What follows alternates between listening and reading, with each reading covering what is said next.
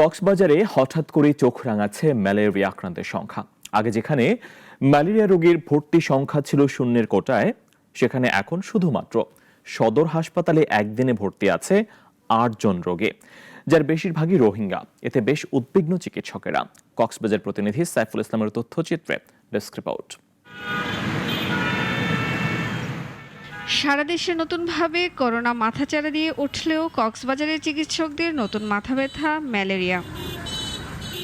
গেল কয়েক বছর ধরে জেলা সদর হাসপাতালে ম্যালেরিয়া আক্রান্তদের ভর্তির সংখ্যা ছিল শূন্যের কোটায়, কিন্তু বর্তমানে শুধুমাত্র সদর হাসপাতালে ভর্তি আছেন ৮ জন রোগী। আক্রান্তরা বলছেন, হঠাৎ কাঁপুনি দিয়ে জ্বর এসে শুরু হয় প্রচণ্ড মাথা ব্যথা। এরপরই চিকিৎসকদের শরণাপন্ন হলে বেশ কয়েকটি টেস্ট করানোর পর ম্যালেরিয়া পজিটিভ হয়।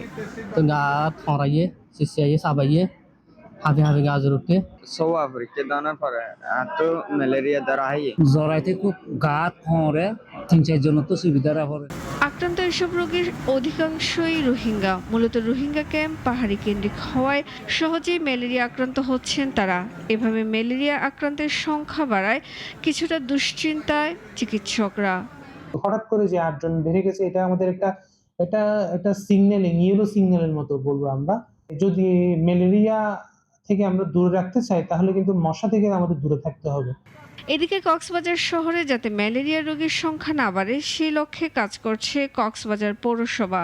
নিয়মিত ফগিং স্প্রে সহ নালা নর্দমা পরিষ্কার পরিচ্ছন্ন করা হচ্ছে বলে জানান কক্সবাজার পৌরসভার প্রধান নির্বাহী কর্মকর্তা।